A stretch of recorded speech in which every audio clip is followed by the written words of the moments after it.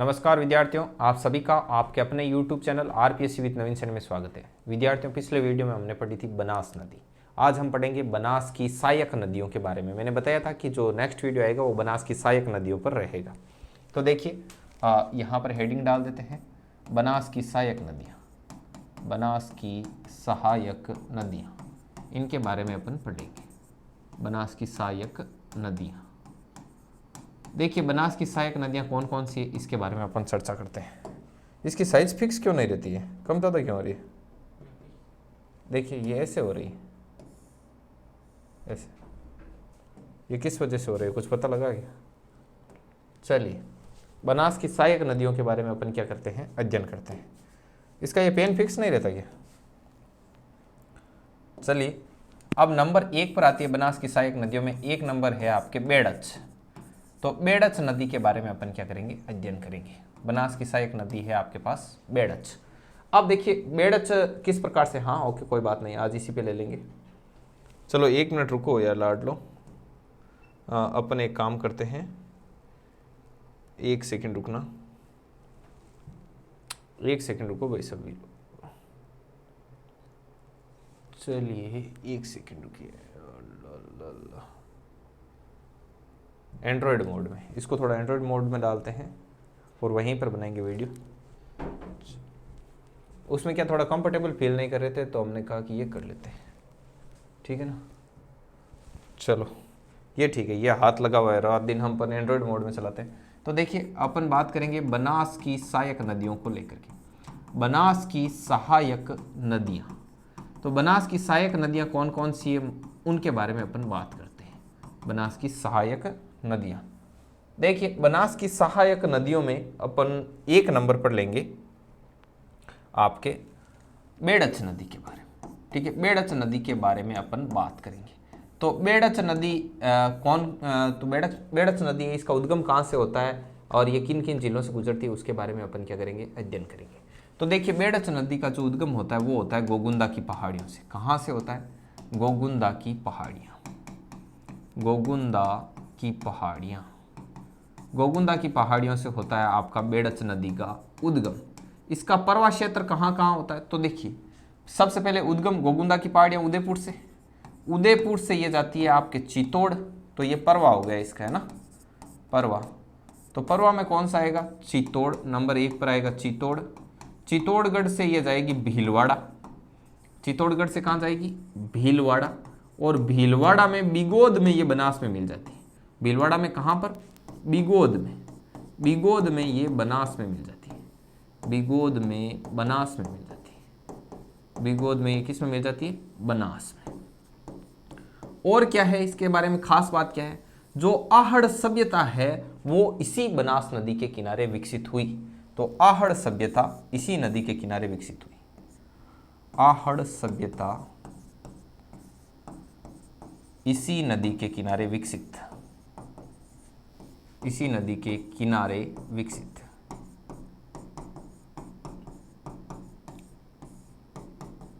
किनारे विकसित हुई।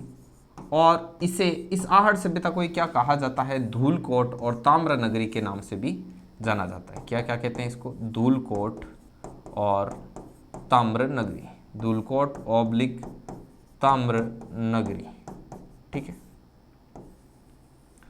और इसके बारे में क्या क्या खास बातें हैं बेड़च नदी? देखिए, बेड़च नदी का जो प्रारंभिक नाम है वो आयड़ है, ठीक है ना, आयड़। जैसे ये उदय सागर झील है, उदय सागर झील, ये कौन सी झील है आपकी?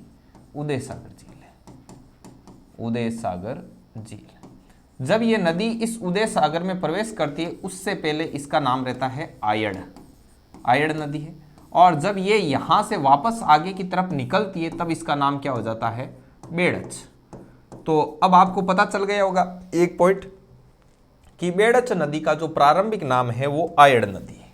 बेड़च नदी का प्रारंभिक नाम आयड़ नदी।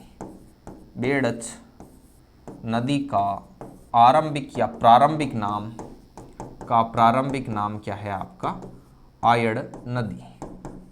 नाम हो गया आयड़ नदी। इसके अलावा इस नदी के बारे में, बेड़च नदी के बारे में और कौन सी बातें हैं? तो बेड़च तथा गंभीरी नदियों के संगम पर वहां पर कौन सा किला स्थित है? चित्तौड़गढ़ का किला स्थित है, वो भी लिख दीजिए। बेड़च तथा गंभीरी नदी के संगम पर, बेड़च तथा गंभीरी नदी के संगम पर, गंभीरी नदी के संगम या किनारे पर लिख लो, किनारे पर चित्तौड़ का किला स्थित है, किनारे पर चित्तौड़ का किला स्थित है। तो ये चीज भी आप इसमें नोट कर सकते हो, चित्तौड़ का किला स्थित है। चलिए ये पॉइंट भी इसमें कंप्लीट हो गया, आ रहा है स्क्रीन में, तो अब आप इसको यहां पर देख सकते हो। ठीक है, जैसा कि मैं देख पा रहा हूं स्क्रीन में एकदम बढ़िया तरीके से आ रहा है। अब मैं आपको मोटे मोटे तौर पर इसका वापस इंट्रोडक्शन करवाता हूँ। देखो, बेड़च नदी बनास की सहायक नदी है। बेड़च नदी का उद्गम गोगुंदा की पहाड़ियाँ उदयपुर से होता है, उदयपुर से ये चित्तौड़ जाती है, चित्तौड़ से भीलवाड़ा, और भीलवाड़ा में जो बिगोद नाम की जगह है वहाँ पर ये बनास में मिल जाती है। आहड़ सभ्यता है वो इसी नदी के किनारे विकसित हुई थी। आहड़ सभ्यता को धूलकोट या ताम्र नगरी के नाम से भी जाना जाता है। इसके अलावा जो ये नदी है आपके बेड़च नदी, इसका जो प्रारंभिक नाम है वो आयड़ नदी है। आयड़ नदी उदय सागर झील में आकर गिरती है और आगे से जब वो वापस निकलती तब उसका नाम क्या हो जाता है? बेड़च नदी हो जाता है।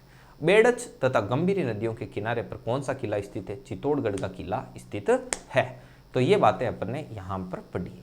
अब अपन आगे नेक्स्ट अगला जो स्लाइड लेंगे, इस पर अपन जो सेकंड नंबर की जो नदी है, जो सहायक नदियों में सेकंड नंबर पर है मेनाल नदी, इसके बारे में अपन बातचीत करेंगे कि भाई मेनाल नदी कहाँ से निकलती है, क्या है क्या नहीं है, इसके बारे में अपन करेंगे अध्ययन।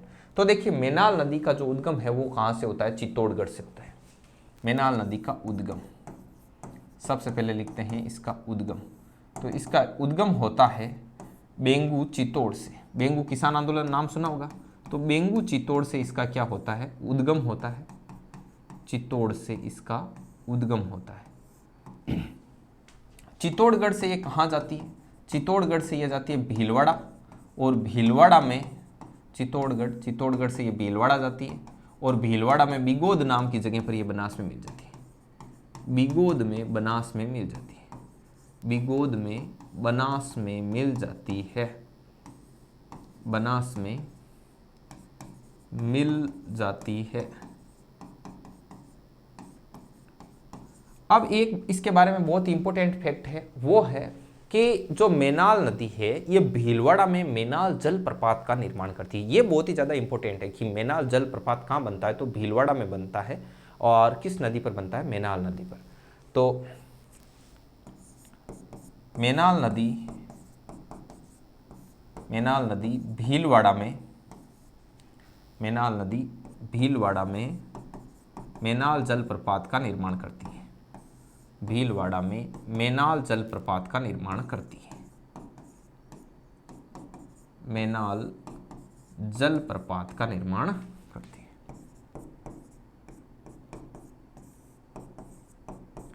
जलप्रपात का क्या करती है? निर्माण करती है। समझ में आई बात? तो ये हो गई आपकी मेनाल नदी।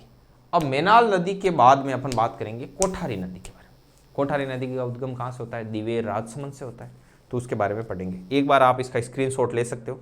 स्क्रीनशॉट ले लीजिए आप सभी लोग। देखो मैं साइड में हो जाता हूँ, स्क्रीनशॉट ले लीजिए, और उसके बाद में अपन क्या करते हैं, इससे आगे बढ़ेंगे।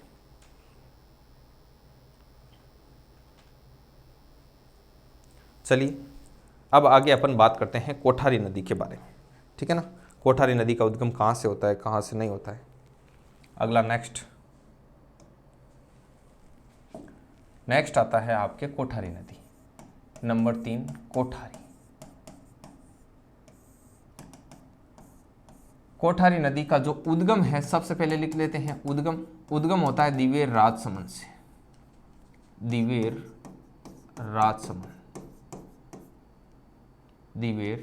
राजसमंद।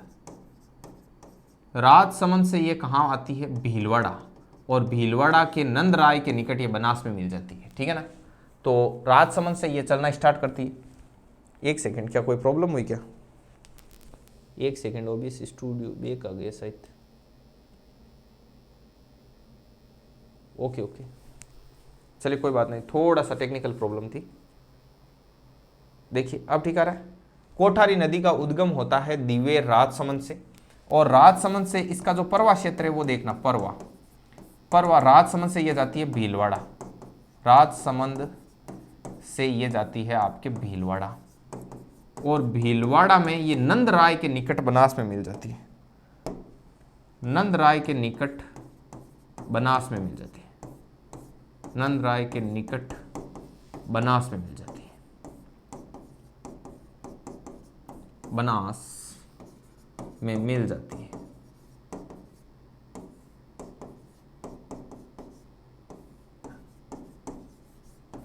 और क्या क्या है इसके बारे में खास बातें, परवा के अलावा इसके राजसमंद भीलवाड़ा नंदराई हो गए, इसकी जो टोटल लंबाई है वो 145 किलोमीटर है, ये भी ध्यान रखना, लंबाई 145 किलोमीटर।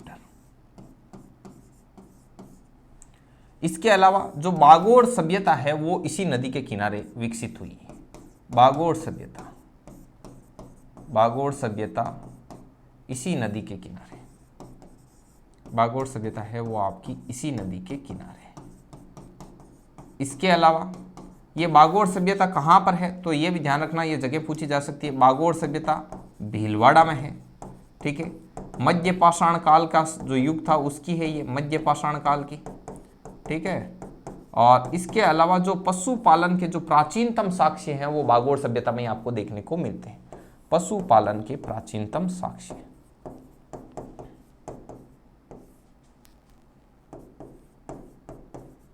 के प्राचीनतम साक्ष्य, ठीक है, ये चीज आ गई। इसके अलावा जो ये कोठारी नदी है, कोठारी नदी पर थोड़ा सा ऊपर कर देता हूं, आ रहा है स्क्रीन में, ये यहां तक आ रहा है, ठीक है। अब देखिए इसके अलावा जो मेजा बांध है वो कोठारी नदी पर भीलवाड़ा में है, मेजा बांध कहां पर है, कोठारी नदी भीलवाड़ा, कोठारी नदी और कहां पर है आपका भीलवाड़ा, तो इस चीज का भी आपको ध्यान रखना है। चलिए ये हो गया आपके कोठारी नदी इज कंप्लीट। अब इसके बाद में आती है खारी नदी। तो खारी नदी का उद्गम कहां से होता है, बीजराल की पहाड़ियां राजसमंद से होता है, तो लिखिए यहां पे खारी नदी, नंबर 4 नंबर है ये खारी नदी। खारी नदी का जो उद्गम है वो बीजराल गांव की पहाड़ियां राजसमंद से है, तो उद्गम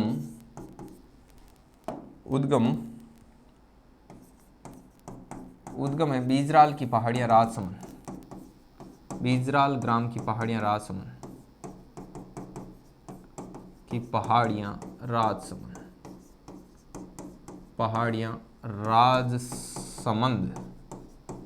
राजसमंद, ठीक है।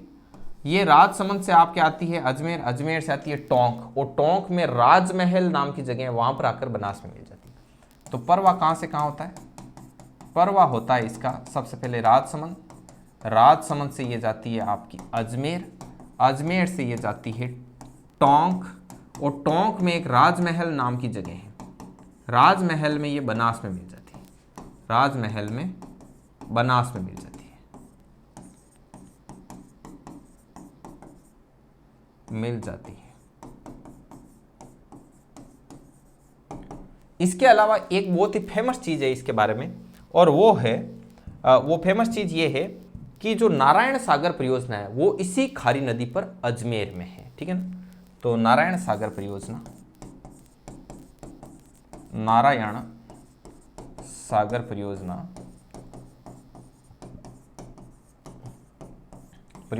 सागर परियोजना कहाँ है, खारी नदी अजमेर, खारी नदी अजमेर, तो ये है आपकी खारी नदी। तो ये था आपके बनास की सहायक नदियों को लेकर के अपना वीडियो लेक्चर। अब जो नेक्स्ट वीडियो लेक्चर आएगा वो आएगा आपका चंबल नदी को लेकर के। समझ में आई बात विद्यार्थियों? तो आप इसका एक से अधिक बार रिवीजन करें इसी वीडियो का, तो आपको बढ़िया तरीके से बनास की सहायक नदियों का स्ट्रक्चर है वो दिमाग में सेट हो जाएगा। तो चलिए विद्यार्थियों, मिलते हैं इसी प्रकार के शानदार वीडियो के साथ नेक्स्ट टाइम। तब तक के लिए जय हिंद, जय भारत, स्वस्थ रहें, मस्त रहें।